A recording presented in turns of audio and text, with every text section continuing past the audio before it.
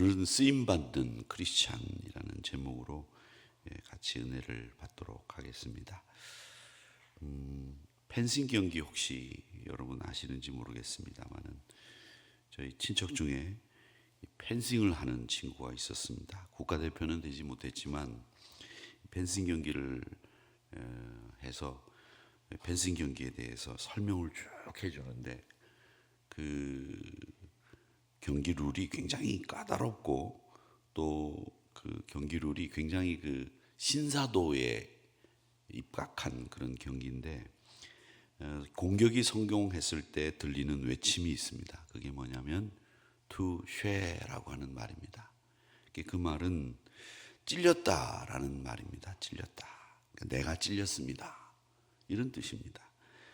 그러니까 그 시대에 처음 펜싱이 시작됐을 때 전자장비가 없었기 때문에 공격을 당한 사람이, 찔린 사람이 내가 찔렸습니다.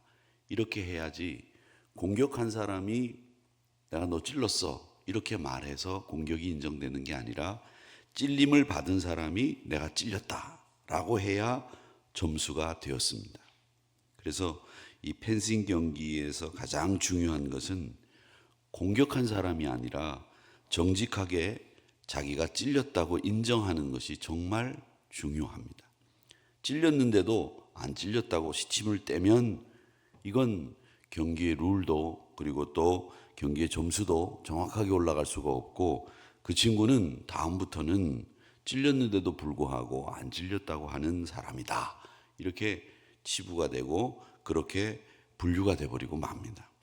이 투쉐라고 하는 말은 한마디로 패배를 인정하는 것이고 자기를 솔직하게 허점이나 실수했다고 하는 것을 인정하는 것, 그게 바로 투쉐라고 하는 펜싱 경기에서 점수를 올리는 말입니다. 제가 이 말씀을 드리는 이유는 신앙생활도 똑같습니다. 사람에게는 숨길 수는 있어도 하나님 앞에서는 숨길 수가 없기 때문에 우리가 하나님 앞에 쓰임 받으려고 한다면 제일 중요한 것은 말씀 앞에 찔림 받는 게 중요합니다.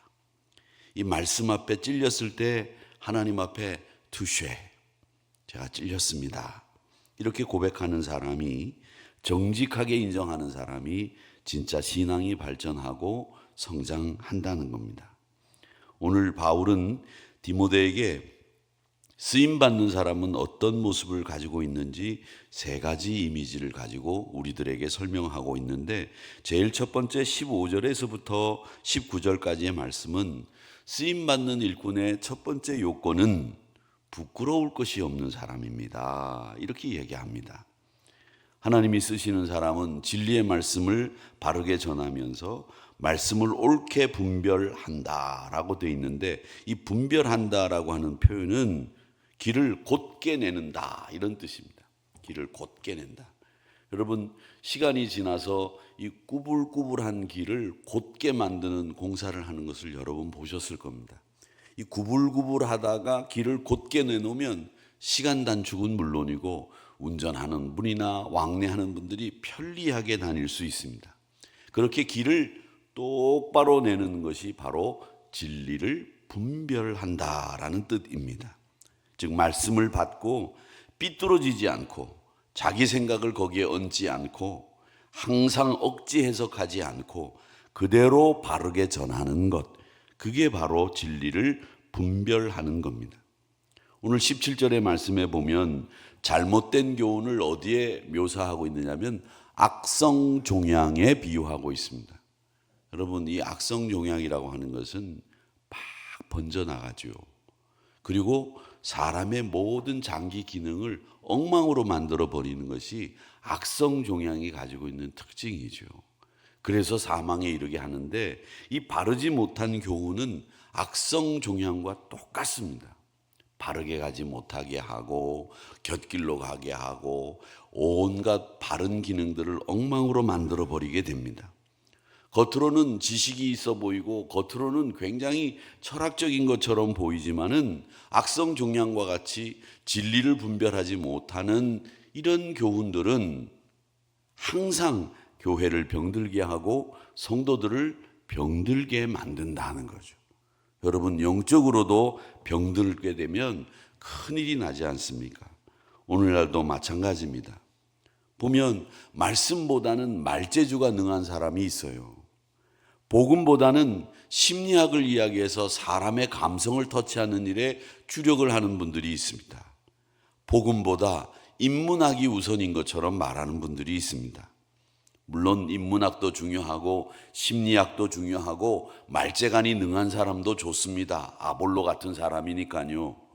그런데 정말 중요한 것은 복음보다 이런 것들이 앞서면 사람을 살리지 못합니다. 우리는 사람을 살리는 사람이지 사람을 위로하거나, 실제는 사람을 위로하거나 사람에게 힘이 되는 말씀을 주는 것이 아니라, 힘이 되는 말씀을 주고 위로하는 것의 근본은 뭐냐? 그 사람을 복음으로 살리는 거예요. 예수 그리스도의 말씀으로 살리고 예수 그리스도를 통해서 그리스도의 사람이 되게 하는 것이 제일 중요한 원칙입니다. 그러니까 여러분, 이 말재주나 인문학이나 심리학이나 이런 것에 현혹되지 마시고 정말 중요한 것은 그리스도의 말씀으로, 복음으로 사람을 살립시다. 이런 원칙을 가지고 살아가는 여러분들이 되시기를 주님의 이름으로 축복합니다. 축복합니다. 네, 축복을 하는데 축복도 내 축복으로 받아야 내게 되죠. 아멘 안 하고 이렇게 쳐다보지 마시고, 아셨죠? 네, 감사합니다. 하나님의 일꾼은 한마디로 얘기하면 말씀을 굽히지 않고 사람을 세우는 길로 곧게 인도하는 사람, 그 사람이 하나님의 사람이다 라고 하는 것입니다. 그래서 우리 사랑하는 성도 여러분, 진리를 분별하여 사람을 세우는 일을 올바로 하고 있는 믿음의 성도들, 아주 쓰임받는 우리 그리스도인들이 되시기를 주님의 이름으로 축복합니다. 하나는 20절에서부터 22절에 보면 하나님이 쓰시는 사람은 깨끗한 그릇입니다. 바울은 이 교회를 큰 집에 비유를 했고 사람을 그릇에 비유를 했는데 금그릇도 있고 은그릇도 있고 질그릇도 있고 나무그릇도 있다, 그렇게 이야기를 합니다.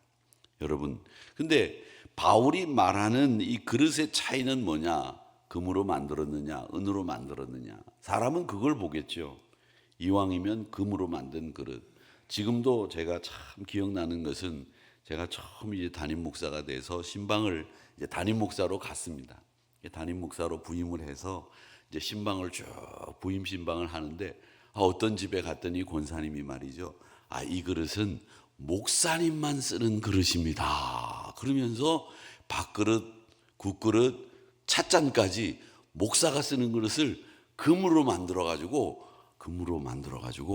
그게 금인지 도금인지는 그건 확인은 안 해봤어요. 어쨌든 금 색깔이 나는 그릇으로, 이건 목사님이 신방 오실 때만 쓰는 그릇이래요. 그때 제가 충격을 받았어요. 와, 목사를 이렇게 귀하게 여기는구나. 근데 사실은 목사를 귀하게 여기는 게 아니라 목사야가 말씀을 전하기 때문에 하나님을 귀하게 여기는 신앙이 목사에게 투영이 된 거겠죠. 어쨌든 그렇게 귀하게 여기는 분이 계셨습니다. 지금은 돌아가셨는지 연락이 되진 않지만 귀하게 쓰이는 이유가 뭘까? 사람들은 금으로 만들었다, 은으로 만들었다 그러면 귀하게 씁니다. 은수저, 특별히 은수저라고 하는 수저는 우리 집안에서도 어른, 가장이 쓰는 그릇이지 않습니까? 그리고 옛날에는 임금님들이 그 그릇에 이렇게 음식을 먹을 때 그 은수저로 음식을 떠서 독이 있으면 은수저 색깔이 변했다고 하잖아요. 근데 그건 사람들의 기준이지만 하나님의 기준은 뭐냐면 금그릇, 은그릇이 하나님의 판단의 기준이 아니라 깨끗함이 그 그릇의 판단 기준이 하나님의 기준이라는 겁니다. 그러니까 이 하나님은 능력이 뛰어난 사람 안 쓰는 거예요. 물론 안 쓰는 건 아니겠지요. 능력이 있는 사람이 더 깨끗해서 능력 있게 주의 일을 하면 좋겠지요. 그런데 정말 중요한 것은 능력보다도 하나님은 정결함을 더 원하신다는 겁니다. 그 능력은 누가? 하나님이 주시는 것이기 때문에 그렇습니다. 바울은 이 깨끗함을 뭐라고 얘기하느냐면 청년의 정욕을 피해라 이렇게 이야기하는데, 이 정욕이라고 하는 것은 욕망을 이야기하는 것뿐만 아니라 이기심이나 충동이나 분노나 다툼이나 과도한 경쟁심이나 인정받고 싶은 마음까지, 이게 과도한 정욕에 속하는 말씀입니다. 한마디로 이야기하면 미성숙한 욕망, 자기 이기에서 나오는 자기의 욕심, 그걸 이야기하고 있습니다. 근데 요즘 보면 우리 사람들이 도망해야 될 것은 붙잡고 붙잡아야 될 것은 피하는 이런 경우들이 많습니다. 여러분, 붙잡아야 될 것을 붙잡으시고 피해야 될 것을 피해야 되는데, 피해야 될 것을 가서 사이좋게 지내고 도망해야 될 것을 가서 붙잡고, 그리고 반대로 붙잡아야 될 것은 안 붙잡는 이런 일들이 많이 있습니다. 피해야 될 것은 다툼을 피하고 교만을 피하고 정욕을 피하라 이렇게 분명히 말씀하셨고, 붙들어야 될 것은 의를 붙들어라, 믿음을 붙들어라, 화평을 붙들어라, 사랑을 붙들어라 이렇게 이야기하고 있습니다. 끊임없이 바른 길을 향해서 여러분의 삶을 늘 바르게 선택하고 나가시는 우리 한우리 성도님들이 되시기를 주님의 이름으로 축복합니다. 근데 마지막으로 24절에서부터 26절까지 말씀해 보면 하나님이 쓰시는 사람은 어떤 사람이냐면 온유한 사람입니다. 온유한 사람. 모세가 가장 온유한 사람이었다고 하죠. 근데 그 모세가 처음부터 온유했느냐? 아닙니다. 성질이 아주 나쁜 사람입니다.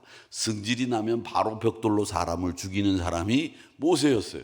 그렇게 죽였거든요. 그런데 그가 나중에 하나님의 말씀에 의거하면 아주 온유가 승한 사람이다. 이 지면에서 가장 온유가 승한 모세를 보라고 말씀하셨습니다. 온유하시기 바랍니다. 다투지 마시기 바랍니다. 온유함은 약함이 아닙니다. 온유함은 통제된 힘입니다. 모든 시대의 모든 사람들 중에 이 급하고 맹렬한 사람이 이기는 법이 없습니다. 항상 온유한 사람이, 부드러움이 이긴다는 거죠. 유명한 비유가 있지 않습니까? 부흥 강사님들이 항상 부흥회로 오시면 말씀하셨던 비유를 여러분 기억하실는지 모르지만 저는 기억하고 있는데, 그게 뭐냐? 여러분, 이를 보세요. 이 딱딱한 이는 한 70년 60년 쓰면 다 빠지고 고쳐야 되지만 잇몸, 그 부드러운 잇몸이 없어지는 거 보셨습니까? 이런 이야기 여러분 들어보셨을 거예요. 부드러운 잇몸은 절대 빠지지 않습니다. 그냥 그대로 그 자리에 있습니다.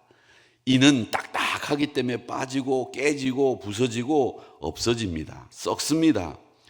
이 부드러운 것이 가장 중요한 것이다. 모든 시대에 이 부드러움이 강함을 이긴다라고 하는 것은 다 알고 있는 일입니다. 복음의 사역은 싸움에서 이기는 것이 아니라 여러분, 영혼을 회복시키는 것, 중수하는 것이 복음의 사역의 특징이라는 겁니다. 그래서 가르치기를 잘하고 참고 온유함으로 책망하라는 거죠. 아이들도 온유함으로 책망하시기 바랍니다. 사람은 누구나 다 똑같습니다. 여러분, 잘못한 것은 누가 제일 먼저 알아요? 자기가 제일 먼저 알아요. 그렇기 때문에 꼭 지적하지 않아도 그 사람이, 잘못한 사람이 그 잘못을 먼저 알기 때문에 그저 눈짓 하나만 주고 웃어주면 그게 벌써 온유한 책망으로 다 책망이 건너간 겁니다.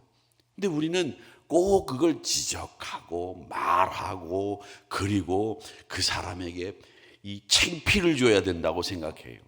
근데 이 창피를 주고 부끄러움을 줘야 된다고 생각하는 게 우리 한국 사회의 일반적인 현상이에요. 잘못한 사람을 창피 줘야 된다. 여러분, 잘못한 사람 창피 주는 건 그건 명예롭지 못한 일이고, 그리고 그 고급스러운 행동이 아닙니다. 항상 보면 저급한 행동을 하는 사람들이 잘못한 사람을 향해서 부끄러움을 주려고 해요. 특히 긴밀한 관계에서도 부부관계나 부모 자식 간의 관계에 있어서도 잘못한 것을 가지고 부끄러움을 주려고 하지 마세요. 책망은 부끄러움을 주는 게 아니거든요. 부끄러움을 주는 게 아니라 잘못된 걸 바르게 가야 되는데 부끄러움을 실컷 주고 난 뒤에 책망해 보세요. 반발만 일어나죠.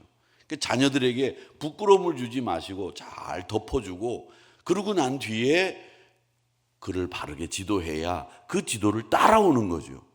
그런데 사람들은 잘못한 사람들을 부끄러움을 줘야 된다고 생각해요. 그게 부끄러움을 준다고 생각하지도 않습니다.